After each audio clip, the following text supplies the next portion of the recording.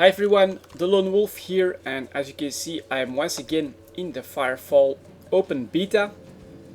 But in this video I don't want to talk to you guys about some different aspects of Firefall. Before I start, I will say though that I'm having fun in Firefall. It's a pretty fun game, but for this video I want to talk to you guys about sandbox MMOs and what has basically prompted me to think a little bit about the subject, or several videos that I've seen over the last few days handling the topic. One of them basically showed a chart of all of the theme park MMOs that came out after World of Warcraft, comparing their sub numbers to EVE Online, which is probably one of the only sandbox MMOs out there. Yeah, you could of course see the really big difference there, where games like Age of Conan, Warhammer Online had a huge spike to start out with, and after a few months they dropped to really low levels. Compared that to EVE Online, the sandbox that has now been growing for 10 years and has reached 500,000 subscribers. It's really no surprise that we're getting more and more news of MMOs in development that tout themselves to be sandboxes, or at least have sandboxy elements. You can see a lot of stuff that's been using is this emergent gameplay, but created by the developers, such as this invasion right here, you know, major chosen invasion, and you can go off and fight that together with other players. This might feel sandboxy, but I'm going to make a pretty bold statement here. A sandbox MMO has to have a subscription. And none of these MMOs in development, such as Firefall, EverQuest Next, we don't know a lot about that, but it's presumably going to be a free-to-play sandbox MMO. I know another one is I think Pathfinders Online. I'm not sure about the subscription model, but it's another one of those MMOs that says it's going to be a sandbox. But all of them, I think, are going the free-to-play route, and that is a real problem, in my opinion. Now, to demonstrate that, right here in Firefall, which in my opinion still has the potential to become a sandbox MMO, because it has the right crafting system in it. For instance, this machine gun tree, you know, I've done the research in order to be able to produce it. After this, I'll need to create all of these components, and then I can produce this heavy machine gun tree and use it. The one big difference with your standard theme park MMOs is that this gun will have a durability, and this cannot be endlessly replenished. Just by using it and by dying a lot with the gun in your hands, it will eventually be destroyed, and then you'll need to make a new one in order to use it. So this is a very clever system to keep the economy healthy, and this is something you need in a sandbox economy. You need creation, but you also need destruction. So if they go this route with their vehicles, bases, whatever they do, this can still become a sandbox MMO, and I really hope that they do go this route. But there is bad news, because as you know, I said a sandbox MMO will need a subscription. Firefall doesn't, which means it has a cash shop, and this is of course where the problems begin. Let's go to that cash shop and let's have a look at the items they're selling. Now, XP boost, I don't have a problem with that, because it's a very limited advantage which you can make up with just a little bit of extra time. Some stuff like fireworks, wiki whacker skins, masks, I have absolutely no problem with that. On the other hand, stuff like a Copacabana personal arc porter and a Cobra bike, I do have a problem with that. The real big problem with this is not so much that you can just buy them outright and that they are not made by the players. This is often an argument that's being made, you know, everything has to be made by the players, and in a sense this is true, but that's not really the big problem. The real problem is that these items cannot be destroyed. You won't lose them, and that's only normal. You paid the company real money for it. Who would want to lose that? So while it's understandable, it's a breach of the sandbox rules. These items, especially the Arc Porter, gives a clear advantage. You basically save time when you buy it, and it cannot be destroyed, it cannot be lost, it cannot be stolen by another player. It does not adhere to the rules of the sandbox, and that's a real problem. And of course, if a sandbox MMO wants to fund itself through a cash shop, they will have to add items like this. And that is, of course, the real problem. In order for this MMO to fund itself, it almost has no choice but to add items that can be purchasable that do not adhere to the rules of the sandbox, thus that are not created by the players and that are not destroyable, losable, stealable, everything you can imagine that can happen in a sandbox.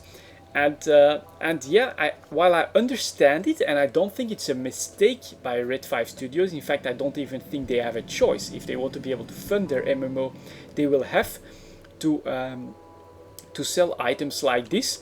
What I do think is that Red 5 and all the other free-to-play sandbox MMOs that are coming out are going to have to deal with is, number one, balancing this. You know, they'll have to sell some power to those players, no choice whatsoever, and it will have to be outside of the sandbox, because you can't ask someone to pay for money and then have it lose the next day, because you know it's gotta be used somehow, and that of course is a balancing act that they will have to do. And I think they will they'll have to do it because they won't be able to fund the MMO only selling skins, hats, or stuff that is total 100% vanity, and that's a real problem.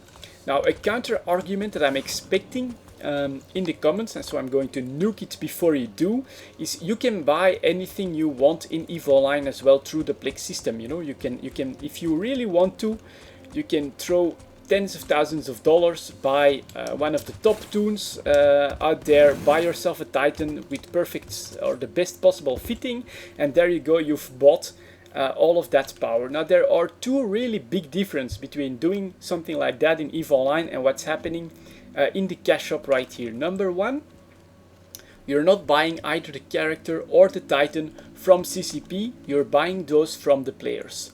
So the only thing you bought from CCP is more game time, which every single player in EVE Online has to somehow acquire, and it's really the only thing you have to pay CCP for, it's that game time. The second thing is, of course, these items that you've bought, they've been, number one, created by the players. The character has been trained by a player, the Titan has been made by the players, all the fittings and stuff as well. And number two, almost all of that is destroyable. Now, a character is the one exception, because basically paying for time is paying for the skills your character owns, and thus, once again, as you can see, CCP can't really make it a business that you can then lose all of that. Whoa, the game is lagging just a little bit just by standing here. But all the rest is within the sandbox rules. It's created by the players and it's destroyable by the players. And why do I think really that in order to have a true sandbox and to be able to fund a true sandbox, you will need a sub? Just look at what happened when CCP introduced their cash shop in EVE Online. Once the player base had just the smallest of hints that at some point in the distant future CCP might add items that don't adhere to the rules of the sandbox, they just went crazy. They started rioting, protesting, mass unsubbing. And if you don't believe that, I've read a post from a CSM that didn't give the numbers, but he said he saw the numbers and he said it was a real impact. And in fact, although this is speculation on my part, I would go as far as to say that if at that point CCP had not listened to the player base, had not committed right back to the sandbox, to EVE Online, the space game, and said there won't be any golden ammo in the cash shop, this would have been the peak of subscriber numbers for EVE Online at that point, and it would have gone downhill if they had pushed something like that through. I'm really convinced of that. That the integrity of the sandbox is something, especially once you've established it, that you cannot violate, or you'll lose your player base. It's really that simple. And so, yeah, for games like Firefall, like EverQuest Next, which presumably are going to be free-to-play sandboxes, I think this is going to be really, really hard to do. The player base will constantly have to be on alert for the stuff that they add into the cash shop. Because it's going to be impossible not to break those rules. By the mere fact that it's being bought with real money by its customers, and you cannot make it a business practice to sell stuff that you can lose or steal or that can be destroyed just like that. And in fact, yeah, you could say, well, it's destroyable in EVE Online. Well, yes, and that's the sandbox for you, you know. If you're silly enough to undock with Plex in your cargo hold, those can actually be destroyed. Can you imagine if you would buy this Arc Porter right here, and that some other player could come up to you, knock you out, and steal the Arc Porter that you've paid? I can't really say the amount, I don't know that by heart, but 175 red beans, I presume it's not nothing, it's gonna be at least a few dollars. Can you imagine if by venturing outside of Copacabana it could be destroyed or stolen by another player? Well, that can actually happen with Plex in EVE Online. So yeah, that is why I think EVE Online is still a true sandbox, or the truest sandbox out there, and why I am really convinced that that all of these free-to-play sandbox games are going to have an extremely hard time, and if they want to fund themselves, they'll have to pull themselves more and more away from the sandbox spirit, and that is really going to be a constant struggle for these games, and why I'm really happy that CCP, when all of this went down for them, they made, in my opinion, the right choice. The integrity of the sandbox in EVE Online has been saved, and in fact it's a constant struggle there as well. Just go look at the forums. People are asking for nerfing of HiSec. Basically, this is all about the sandbox, the integrity of the sandbox, the ability that everything has to be created by the players and has to also be able to be destroyed by the players. And that is a constant struggle for these developers, and I think a really big issue for all of these free-to-play sandbox MMOs that are in development. Anyways, that's enough of my rambling. You know, these are my thoughts on that. Let me know what you think of it in the comments. If you also feel strongly about this, I really do. I love sandboxes. I love the idea of sandboxes, and yeah, this is why I really feel passionate about this topic. And while I'm happy to see all of these sandbox games that are in development, I'm also really worried that all of them seem to be going the free-to-play route, because in my opinion this is a capital mistake. Anyways, that's it guys, I'll see you all next time.